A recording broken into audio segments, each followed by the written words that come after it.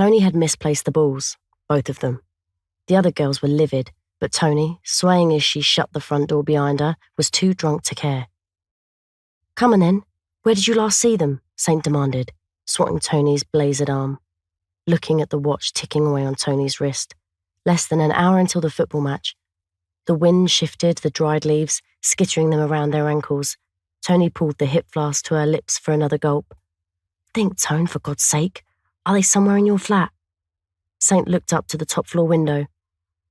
"Probably not," Tony said, shrugging. "What about the park? Did you leave them there last week? In the hole near the gate?" Tony shrugged again. "Leave it, Saint," the other girls chorused. She couldn't tell her arse from her elbow. Saint threw up both hands in defeat. All right, I give up. It's not my bleeding fault she's drunk for the Sunday football match, or that there's no balls. But if the Kings lose, I'm blaming you." She started off down the street, the others gathering behind her.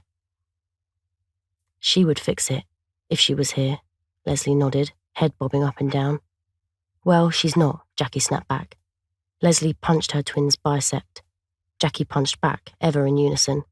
The twins were identical in both their features, with the same face shape, eye shape, sweep of home-permed brown curls, and their clothing choices. They wore the same scarf tied with the same knot, the same blazer and pin, trousers rolled to the same height above the ankle. It was uncanny. Bloody creepy, Tony sometimes said. But neither of them cared. Instead, they revelled in their own ways, in the security of sameness.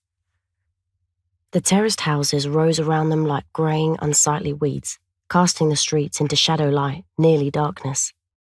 Through a gentle wish-wash of Sunday afternoon strollers, the Kings walked to the Dent, a burnt-out carcass of a building that had once been a laundrette.